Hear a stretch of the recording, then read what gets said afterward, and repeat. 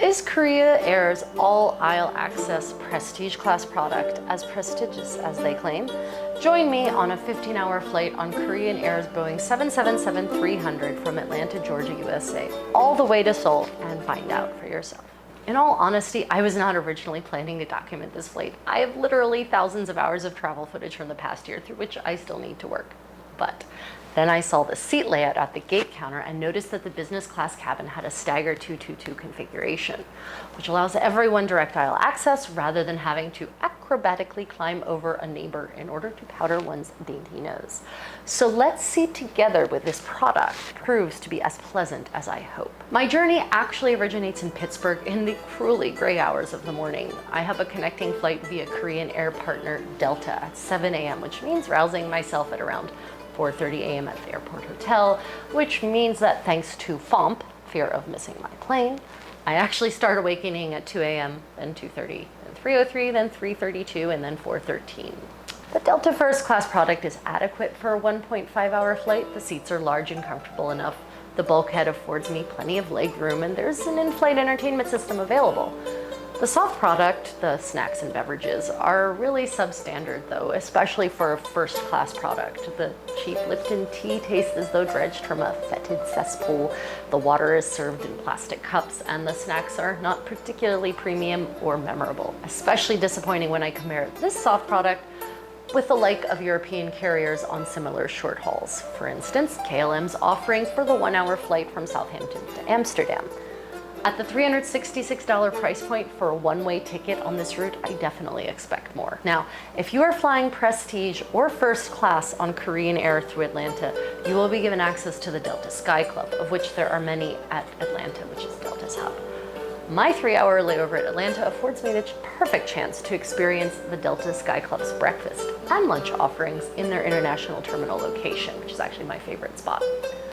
But checking into the lounge also provides me with some crucial information that I would have otherwise utterly lacked. The Sky Club ambassador diligently looks at my boarding pass and informs me that I have a very crucial step yet to perform in my travel process. Korean Air is currently requiring connecting passengers to check in at the gate. Thank goodness for Delta hiring such diligent employees. Otherwise, who knows what might have happened when I showed up to board. I therefore leave my belongings at the Sky Club and stride militantly towards the gate, which is of course at the furthest end of the terminal. I inform the gate agent that I'm checking in for my flight. She asks to see my negative COVID test, which is neatly and carefully stowed in my laptop case back at the Delta Sky Club. Being a bit sleep deprived, I grumble a bit about having to go back and fetch the paperwork. A complaint that's really ridiculous on so many levels. 1, I love walking. 2, I'm about to be seated for more or less 15 hours, so it's okay. I make my trek back to the Sky Club, then back to the extremity of the F terminal, provide the required documents. I'm also informed that the flight might be somewhat delayed. So, full disclosure, I've waited too long to capture the amazing repast that is breakfast in the Sky Club, but maybe this sparse footage will give you an inkling.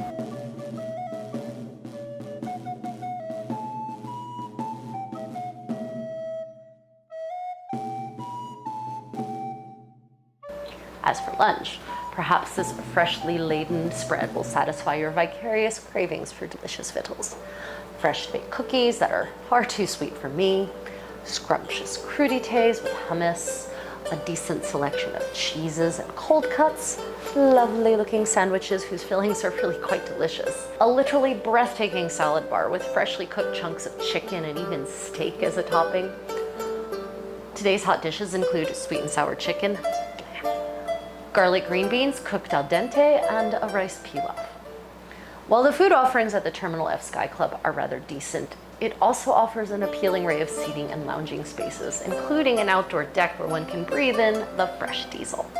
Well, I think it's time to board. We'll see. We're going to walk down there to the far end of the F Terminal and find out. Let's go. So, our epic flight today will take nearly 15 hours, and we'll be following a different route thanks to the closure of Russian airspace, which is fine by me. I really don't want to be shut down by Russia just for attempting to return home. Well, big crowd to board. Looks like a full plane. Let's go. Thank you. Thank you. Excuse me. Excuse me, sorry. In typical fashion, the long walk down the gangway just means that we're hurrying up to wait in line to enter the plane because they're funneling all 3 classes of passengers on this fully booked flight through one door. Well, so much for priority booking.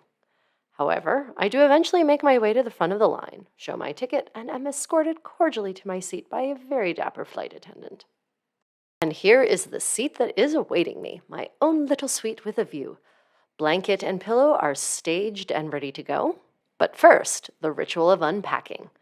Being on a 15-hour flight essentially means staying overnight in a hotel, so I have to make myself at home, which means stowing my belongings so as to make them as accessible as possible. Which is a bit of a trick in this seat type. There's hardly any seat level storage at all. Plenty of overhead room, but that's not terribly convenient to access with any sort of regularity. During this process, they bring around welcome drinks, which are happily served in glasses. I go for the very exciting choice of water. Yeah, I really live it up. I don't know about you, dear viewer, but I always work up a sweat getting to any gate, and that could have something to do with the fact that I march to gates like a soldier going to war. I wonder what that says about my view of the experience that is travel.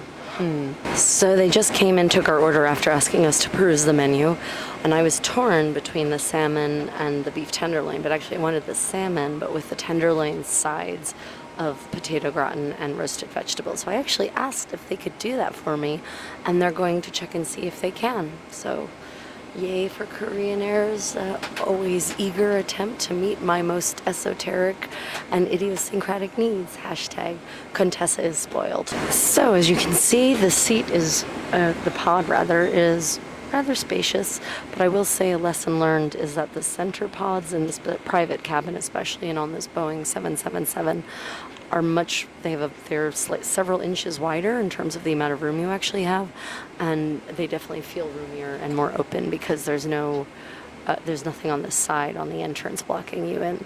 So if you want a more private pod-like feeling, take a window seat, and if you want to really be against the window, then get a true window seat, not the staggered aisle window seat. But if you want more room but don't care about having direct window access, then honestly the center pod is the way to go. I even knocked my head getting into the seat because this thing slopes so sharply. So in the center, however, the overhead compartments are way higher than your head when you stand up. And I'm not even that tall, so I imagine a lot of people must bump their head on this. Oh well, hashtag Contessa World Problems. So the seat, we've got a lot going on here. It's a pretty big, comfortable seat. So far, at any rate, I'll let you know how it feels to sleep in it. I think it's a true lie flat. I'll let you know once I actually recline. We had a sizable pillow waiting for us. Feels less like poorly cooked oatmeal than the last Korean Air pillow that I had. The blanket is pretty much the same as on every Korean Air flight I've taken. Some polyester petrochemical thing. I really wish they could do better. They could do way better. Delta One suites do way better on the bedding. Turkish Air does better on the bedding. Lufthansa does, I don't remember actually. KLM does better on the bedding. So come on, Korean Air, up your premium cabin bedding game, please. Yeah, I know. Hashtag Contessa World Problems. As for how things are outfitted, we have the seat controls, which are kind of interesting. You've got front and back and down and up. There's even a lamp control. And as you can see, you can actually dim the lamp in increments, which is really nice for reading and working. I'll probably be using it for sewing. As we all know, I love to sew on flights. We have a smartphone controller, which has the usual controls on it. You can turn the light on, you can play games with it, that sort of thing. I'm actually not seeing where the call flight attendant button is here, which is interesting. I wonder how I'm supposed to get someone to bring me tea at odd times of the night. We have the usual outlet with all the, basically this suits every kind of outlet that there is in the developed world. I can't speak for developing, but should be sufficient. I love it. They're starting the walkthrough and they bowed as they started the walkthrough. It's such an elegant aspect of Korean culture, bowing. It's respectful, but it's not demeaning. I love it. And here's the table. It's kind of scary. I couldn't figure out how to get it out, and it's heavy as hell. So I'll be interested to see these petite, delicate Korean flight attendants pull this slab of metal out of this sheath. I definitely have to get that on film. As you can see, there's plenty of room in terms of length for my legs. That official Contessa measurement of leg length. I have short, stubby legs, hint.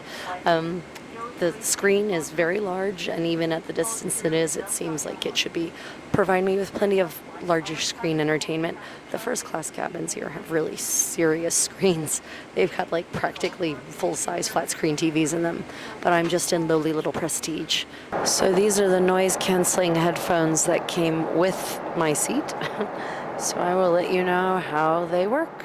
So another reason not to pick this more intimate cabin, even though I love the intimacy of it, I did notice that it is a factor of the plane narrowing in. So the pods here are narrower than they are in the bigger business or prestige class cabin right behind us. So I would definitely, I think I'd go for the bigger cabin next time for the roomier seats and more headroom, and forego the intimacy of my private little cabin here. Well, you know, I give you the information. You guys have to make the choices. Which do you prefer? And we are taxiing away while a very interesting and involved, extremely intricate safety video involving BTS plays. I'm really not certain what this has to do with safety, but I do know they're trying to draw people's attention with the sex appeal of BTS. Pretty funny. I will admit they're decent dancers. I can admire that. I'm really not certain what the stationary bike is supposed to be about on a plane and needing your oxygen mask. The director of this had some very interesting ideas. Well, after that rousing music video, I mean safety video, of course, we take off.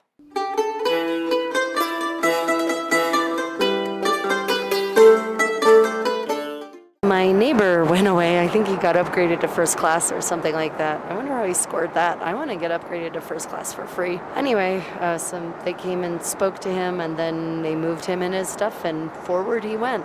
Maybe he's some kind of VIP and I didn't know it.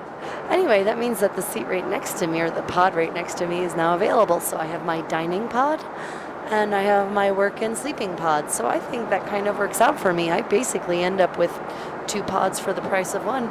Not bad. Hashtag Lucky Contessa. Soon after reaching cruising altitude, the eating commences. Also, remember when I said the table was super heavy and hard to get out? Yeah, the very delicate-looking Korean flight attendant had no problem pulling this damn thing out. I wonder what I was doing wrong. So they've just delivered the pre-dinner service, as they call it, a pre-drink service. Anyway, it came with drinks. This is seared tuna with roasted asparagus and olive oil, and doesn't that look delicious? My goodness. And of course, to cap off the beverage excitement, ice water with lemon. Yeah, I know. I really do live it up, don't I? The seared tuna and asparagus are delicious. The asparagus perfectly al dente, the tuna flavorful and cooked to perfection, a harbinger of good things to come. Despite the tea consisting of bagged tea sweepings, yes, I am a tea snob, it is actually rather high quality in terms of flavor profile. On some flights, attendants rush the meal service, probably in the hopes of having more downtime on the flight. But on this Korean Air service, we are treated to a delightfully protracted dining experience, which means plenty of time in between courses for me to get in some medieval stitchery. But eventually, my flight attendant returns to collect my empty tea things and serve up the first course, which is presented on a tray rather than laid out individually. There is something about tray service that degrades the prestigious nature of the experience a bit, considering the $6,000 price point of this fare. Would you agree? On the very positive side, though, when you order wine on Korean Air, they actually do a proper pre-served tasting so that you can decide whether to consume your selection or try another. I wonder how many people reject the first wine that is served in favor of another. We've got our little napkin set in Korean Air linens and a lovely caprese salad with arugula, which I love. Dressing in a little plastic container. I'm less impressed by that. 2 little butterballs, and of course, as usual, they're adorable salt and pepper shakers, reflecting that male and female pottery form of the Joseon dynasty, well, actually of the Goryeo dynasty. And my bread plate. They just brought me a lemon water with the lemon pre-muddled for me. I didn't even have to ask for it. They just did that. Good job, Korean Air. So this is hugely disappointing. This is basically like Thousand Island Italian dressing, gloppy, filled with guar gum, not like a nice proper vinaigrette with just olive oil and balsamic vinegar or any vinegar. So I have to say that's hugely disappointing for a prestige class product. Yeah, I know I'm spoiled, but seriously, $5,500 for a ticket, you expect a little bit more than the cheapest salad dressing that America has to offer, really. And they just brought this delicious cream of broccoli soup. Looks quite tasty. That big blob in the middle is the whole ball of butter that I put in it. I just wanted to richen it up a little bit, a little light fare. Hey, I think butter's a food group and you should too. Well, I finally figured out how to pull this damn tray closer to me, and it was stiff, and so it bounced, and that's why there's wine all over the place now. Well, here is the main course. Looks delicious, and they managed to do exactly what I wanted. The potatoes au gratin and veggies with the salmon and cream sauce. Splendid service, Korean Air. Magnificent. Let's see how it tastes. Well, a little Contessa adventure aboard our flight today. That beautiful water with muddled lemon in it, no, that wasn't water. That was someone else's cocktail, or the flight attendant misheard me. Anyway, it was a bit of a curse because it ended up somehow slipping and spilling everywhere, including on my sleeve that I'm working on. And it had whiskey in it, so now my sleeve smells vaguely of peat. Yeah, this is a sleeve for a 15th century Italian gown, 1480s Florentine, in case you're geeky and are interested. So I guess when I get home, I'm going to be looking up how to get whiskey stains and or smells out of wool and linen. Yay! Contessa Adventures for the win! After removing the tray, they come around with the cheese and fruit cart and ask if I want one, the other, or both. Well, always both, obviously. The fruit, however, turns out to be a rather sad economy class fruit, in my opinion. 3 kinds of melon rather than more prestigious, gustatorially gratifying fare, such as berries, kiwi, or mango. And before you exoriate me for snobbery, remember the price point of this flight. Well, meal is all finished. I can say that everything was pretty tasty. The salmon was a little on the dry, slightly overcooked side, but not a mean tennis ball as I've had on some flights when I've ordered the fish. The cream sauce was delicious. Vegetables perfectly cooked. I would have liked more of the vegetables, actually. I feel like on flights I never quite get enough vegetable fiber, if you know what I mean. But otherwise, delicious.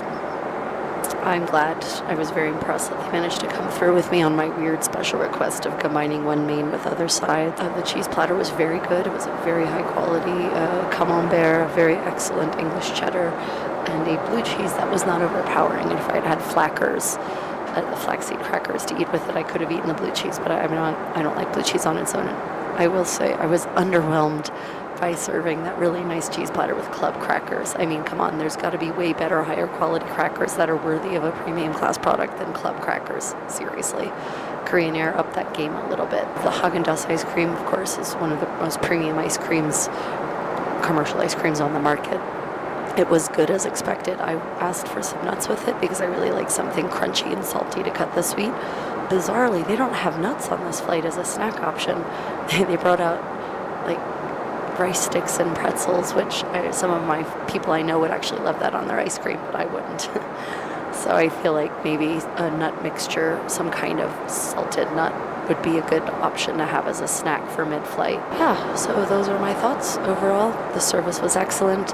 They kept coming by and they brought water and they brought me more tea. And they're going to be bringing me a lot more tea. I don't think they realize how much tea they're going to be bringing me. I highly recommend the experience. This one fell. So one interesting thing, when they brought around the hot beverage service, they handed out this Jeju pure water mist spray so that you can actually mist your face and keep your eyes and whatnot moist during the flight. That's a really nice touch. I know there's been many times where I've awakened and my contacts are literally glued to my eyeballs, so this might help me be able to see more quickly upon awakening. Well, I guess it's time to snuggle down and try to get some of that sleep I didn't get last night. As my seat creeps slowly and jerkily into lie flat mode, let's talk about my bed for the night. It is indeed a true lie flat seat, which is great. However, unlike other airlines that fly routes this long, such as Turkish Airlines, Korean Air does not offer a turn-down service in its business class. No mattress pad or even, like Delta, really nice comforters and pillows. Well, I got hungry. We are 7 hours into our flight and I got hungry, so I've tried the beef sandwich and it looks pretty good. Large pieces of bread, looks like some real roast beef actually with grilled zucchini on it. So this looks actually pretty tasty, and there's a little side of, I think, dried tomatoes and jalapenos and pickles. So that could be an interesting topping. Let's dig in and see how it is. So for the name of science, I've decided to try the fresh cookies on the menu.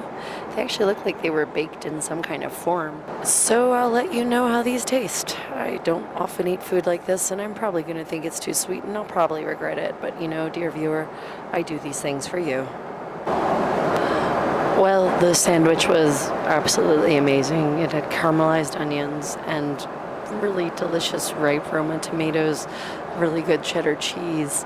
I ended up eating it, basically not eating the bread. The bread it was okay. I mean, it was better than Wonder Bread, but it wasn't sourdough or anything like that. So I ended up scraping the cheese off of the bread and just eating the filling. And the beef was real roast beef, and it was very good. And now I understand why the flight attendant said it would take her 10 minutes to make it, because I think she went back there and made it. So I can definitely recommend trying the in-flight roast beef snack sandwich. Snack. Delicious. Well done, Korean Air.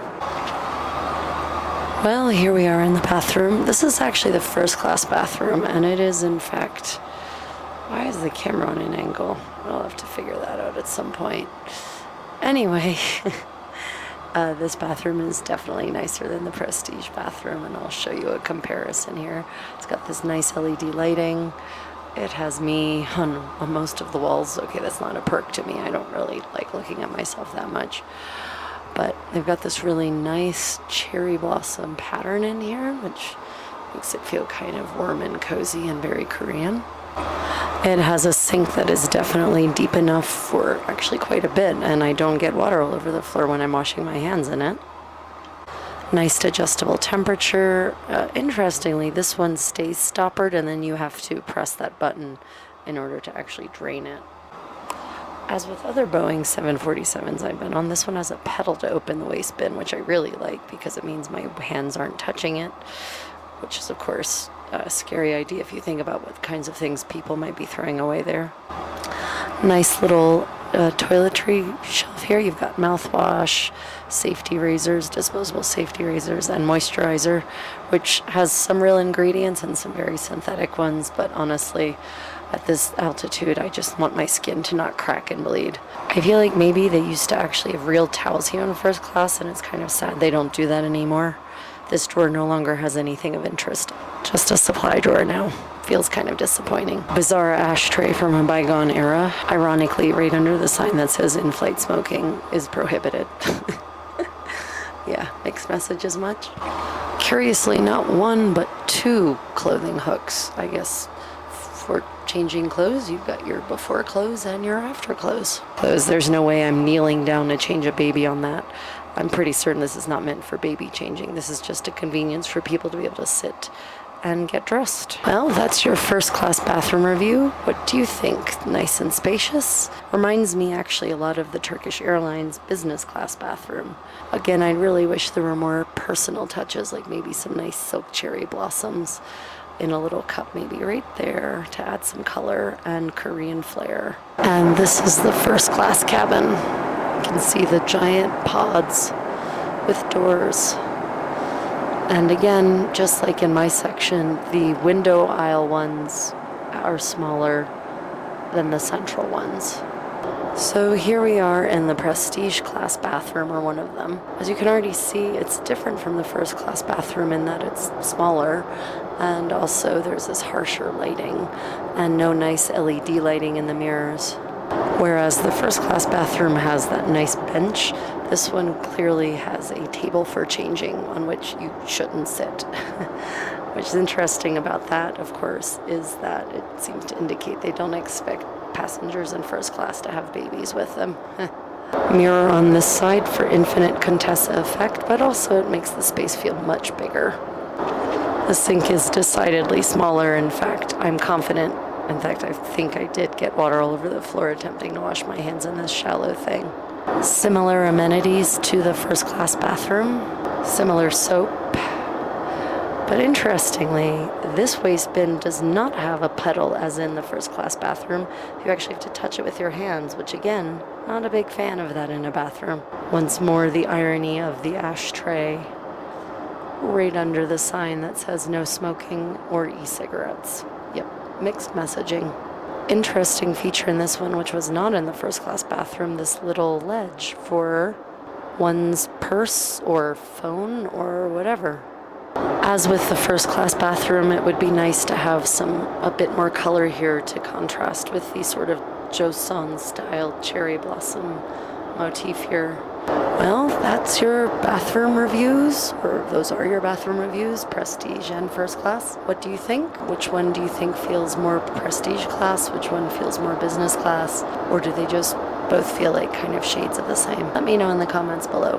Back to the flight. And my hair is in protective flight braid because high altitude, low humidity does terrible things to my hair. As you can see, it's all wispy and unattractive anyway. One of the things I like to do to stay active on flights like this, 15-hour flights specifically, is actually go to these bathrooms that are sizable enough, and I'll actually run through belly dance routines and medieval dance routines, and especially Irish step dancing is perfect for the space in here.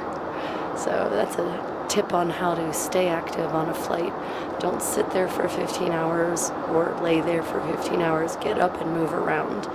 I do squats, I do push-ups, I do all sorts of things. And here's what I'm referring to as the Contessa Suite. There's my sleeping chair, and this has apparently become my eating and sewing chair. Well, time for, they're calling it dinner. So we actually have two interesting rolls that I might actually eat. They look much more hearty and worthy than the ones we had earlier. Butter and salad dressing in a plastic container again, which is unimpressive. But the salad is a nice mixed green salad with feta cheese and cherry tomatoes, and that looks pretty promising. Let's dig in. So we've got some turbulence now, so this will be fun. This is the chicken thigh and potatoes and roasted veggies. My destroyed pile of bread, it was really not worth it. Oh well. Let's hope that this main course is worth me having woken up from a pretty sound sleep. Well, the roasted veggies and potatoes were quite good. The chicken was dry and chewy. That's quite a feat for chicken thighs. Hashtag Contessa World Problems. I'm really more thirsty than anything else at this point. Well, the fruit plate was decent. It was at least there was a piece of kiwi on it. That was the most exciting thing on it. And thankfully it wasn't overripe, so it was actually nice and tart. Still, I would like to see more berries and sort of higher end fruit on the fruit plate in a prestige class situation. Oh, and also that thing that billed itself as pure Jeju water and was indicated to, mist on my face. Yeah, I misted that into my eyes and they immediately started burning, and then I noticed that it had a smell because it is some kind of like deodorant water. That did not feel good in my eyes. That really did not. Well, time to prepare for landing, which involves my ritual of repacking and then buckling in for the descent into beautiful Incheon. Always make certain to look out the window when descending into Seoul's flagship airport. The view is stunning, albeit possibly covered in smog. Thank you, China.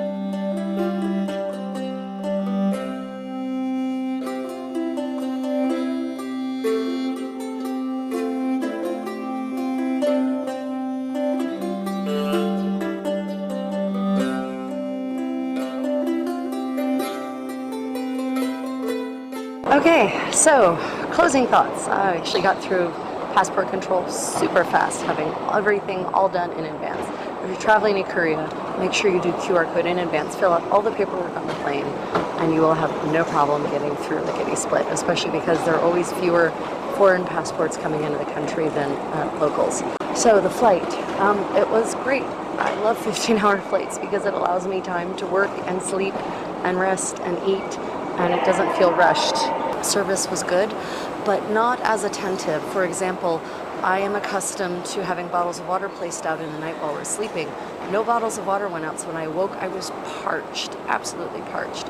I'm also accustomed to them just coming around more often with water without me having to constantly ring for it. Again, I spent a lot of the flight asking for water and tea, and I really feel like at this level of service and especially at the fare, this level of fare, that they should just be coming around and offering water frequently, because this is a Boeing 777, not a A380 or a 789, and so its humidity levels are way lower, relatively speaking, and so you're likely to dehydrate more. Otherwise, the seat was lie flat, which was definitely better, ironically, than the Boeing A380. It was pretty comfortable, and funny thing is, I had dreams about earthquakes, and now I realize that was because of turbulence. There were actually quite a few pockets of turbulence.